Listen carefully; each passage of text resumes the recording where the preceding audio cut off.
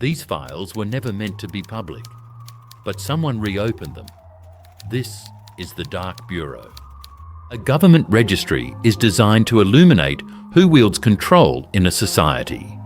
It lists what is supposed to be visible, accountable, measurable. But deep under its columns and archival records, a different current persists. A domain where the forms of legitimacy cloak intricate webs of unseen influence.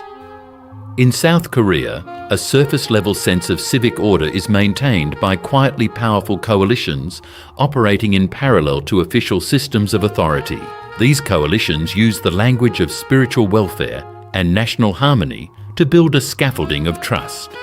Yet it is a trust repurposed, actively shaped by loose networks of actors whose ambitions are as economic and political as they are faith-based. Walk into any neighbourhood and you'll spot the familiar markers of communal religion. Banners proclaiming charity, temples open for public festivals, volunteers bustling to provide aid. But these visible signals, while comforting in their routine, are often the public side of sophisticated corporate engines. Capital generated at weekly gatherings is systemically redirected, funneled through a daisy chain of non-profits, consulting firms, and holding companies. Together, they construct a shadow infrastructure paralleling the formal economy and traditional centres of power. Many onlookers dismiss this intermingling as a product of Korea's rapid modern development, a side effect of dense kinship and social cohesion. But archival research and testimony reveal otherwise. These organisations calmly construct financial and legal systems intended and engineered for ongoing, discrete accumulation of power. To trace the system's emergence is to revisit the social trauma and institutional reassembly of the post-war decades. Into the social vacuum left by division and conflict, revivalist groups planted roots, filling needs for purpose and belonging, but soon expanding scope. Early leaders, part spiritual, part business tactician, identified the opportunity. Faith would serve as a reliable mediator of trust, permitting large-scale resource flows outside direct governmental scrutiny. Over time, as founding myths shifted and regulations evolved, these groups learned to adapt. Legal ambiguities, loopholes in property ownership, regulations around charitable status, ambiguously defined limits on political activity were seized upon. Alliances with influential segments of the political and business elite allowed for calculated insulation from oversight, reinforcing the network's durability. Recruitment became more than a call to spiritual fulfillment. It was an invitation into mutual advancement. Internal documents corroborated by defectors describe process-driven systems for identifying potential leaders, not merely the devout, but those with professional skills, access to bureaucratic levers, and the capacity to persuade. Selection for advancement is coldly strategic. Loyalty and effectiveness in expanding both membership and assets are weighted above all else. Members are given status and mobility until promotion turns contingent on fulfilling revenue targets and facilitating external partnerships. Within this machinery, religious conviction becomes both a motivator and a tool. The language of sacrifice and mission is recast as incentive toward measurable, organisational ends. The resulting apparatus is both decentralised and dense, a modern fractal organisation that blurs the lines between faith, commerce, and politics. Security agency dossiers, confidential briefings, and civil oversight reports sketch the outlines. Dozens of registered charities and cultural exchanges, cross-filed with limited partnerships and import-export firms. Each arm appears self-standing, but follows common strategic scripts developed and revised at the top echelon. Recruitment is tiered, information tightly controlled, and every partnership or spin-off calculated for network benefit. Where criminal syndicates hide from the law, these coalitions are an order of magnitude subtler. They position themselves at the grey edge of regulation, shielded as much by anti-communist and nationalist sentiment as by legal ambiguity. This dual shelter makes careful, unhurried expansion possible, frustrating even well-resourced investigators. The core of the architecture is a cycle. Accumulate legitimacy, pool and mass capital, and acquire influence, in that order. Donations are aggregated, routed through real estate vehicles and asset management companies, resurfacing as campaign contributions or event sponsorships that buy access to public officials. Audit trails dissolve into a haze of intermediary filings, nominee directors, and shadow boards. When enforcement agencies probe, they confront a patchwork of handwritten ledgers, partial compliance, or opaque overseas partnerships. Evidence that is ambiguous enough to grant plausible deniability. Even parliamentary select committees report the same pattern. The visible leadership, often charismatic or outspoken, serves a performative role. Operational control and decision-making radiate outward through advisory councils and shell companies where accountability is nearly impossible to fix. Members themselves are often unaware of the system's true scope. Mass meetings and spiritual workshops conceal a concurrent process of personnel triage.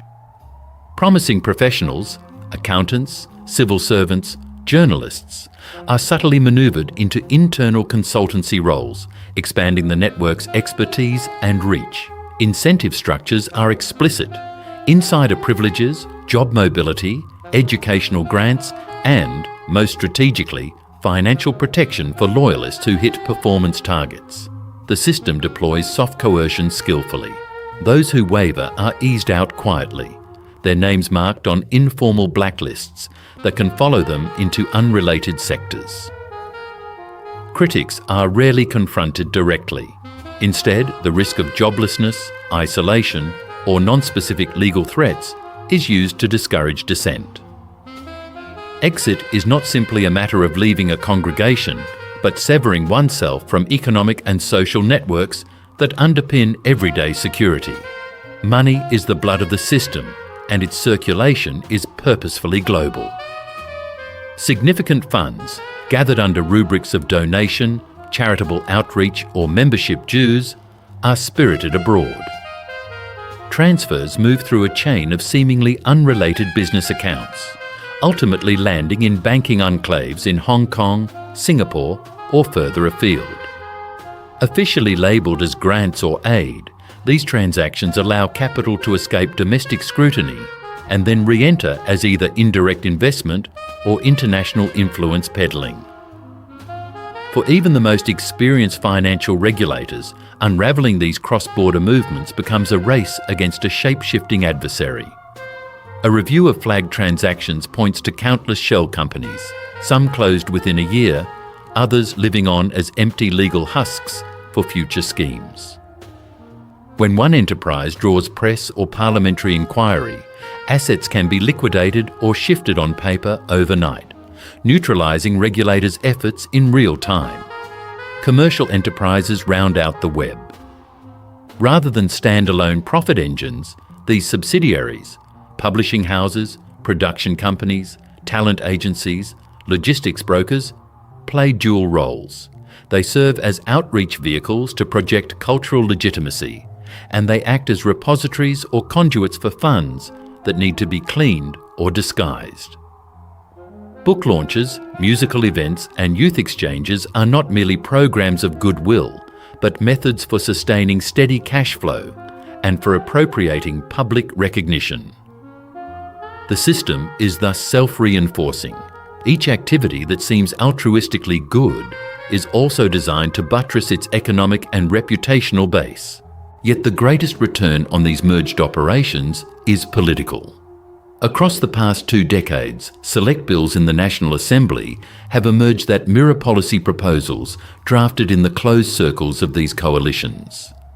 Insiders, both current and former, detail how strategic lobbying is orchestrated. Parliamentary votes are courted, dissenters are suffocated under vexatious lawsuits, and government contracts for social services or infrastructure are awarded to network-linked companies. Critics in the media are watched closely. Some are quietly pressured, while others find themselves the targets of orchestrated character attacks, rumours seeded on social media, or mysterious legal claims that drag out for years. Legislative staff report receiving cultural invitations that come with unspoken cues about future cooperation. The playbook is modular, constantly adjusting to new rules or attempted crackdowns. Structural analysis reveals why the system is so resilient. Laws are rewritten, but their impact tends to pool in outdated boundaries. When asset freezes are announced, boards preemptively transfer holdings to offshore entities or other network arms. New regulatory requirements simply prompt another round of legal reorganisation. Non-profits dissolve, only to be reconstituted under unfamiliar names. State agencies, split by jurisdiction or slowed by bureaucratic caution, end up pursuing partial leads, rarely gaining a full view of the machinery. The system's performance of social and spiritual legitimacy continues to give it wide latitude. In a culture that prizes harmony and heritage, few are willing to risk public backlash by confronting groups cloaked in patriotic, faith-driven imagery. But no structure is entirely impervious. A landmark moment came in the form of a broad legislative inquiry investigating one of the highest profile coalition networks. For the first time, concerted pressure, bolstered by cross-party alliances and media exposés, compelled authorities to issue subpoenas, revealing encrypted ledgers, asset agreements, and layers of nominal shell ownership. Hearings pieced together how formal leaders were largely figureheads, while operating authority was diluted across shifting subcommittees and temporary project teams, with no apparent legal liability. Investigators realised that the architecture itself was a defence. By dispersing decisions, the system made pinpointing culpability nearly futile. The process of power replication, rebuilding using the same strategies each time the law threatened, proved both the source of its dominance and the kernel of its eventual vulnerability. Revelation brought backlash. Internal whistleblowers, some already marginalised within their circles, risked careers and personal safety to help map the deeper currents. Interviews and leaked internal scripts detailed how members had been coached to deliver crafted testimony, and how donations were diverted to shore up electoral machines for preferred candidates. Some whistleblowers faced targeted disinformation campaigns, reputations ruined online, their children's schools contacted, anonymous threats delivered by phone. Others lost the stable jobs, housing, and intangible safety nets provided by the coalition's economic umbrella.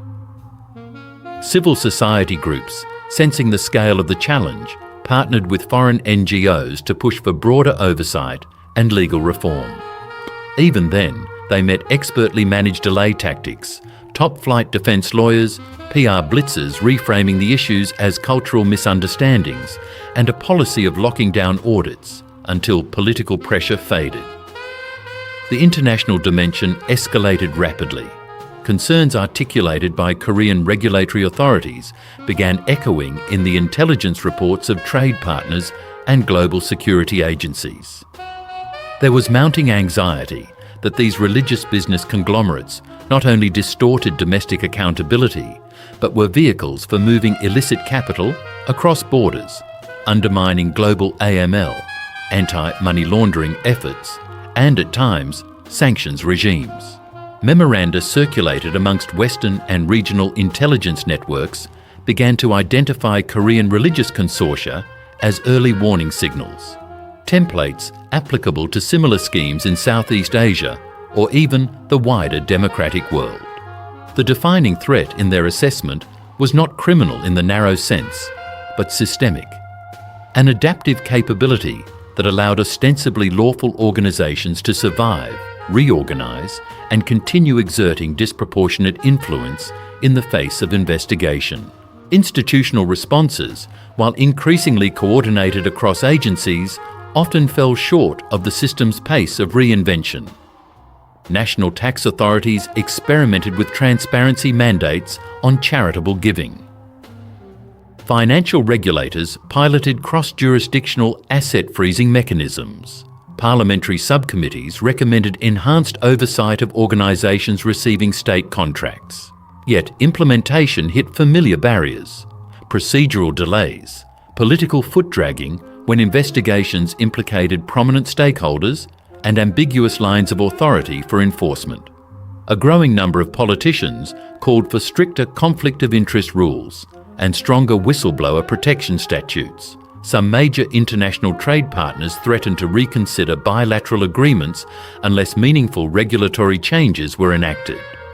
Still, the greatest strength of these networks, a distributed command structure and a deep base of loyal, mobilised members, allowed them to weather crackdown after crackdown, nudging societal norms rather than risking direct confrontation.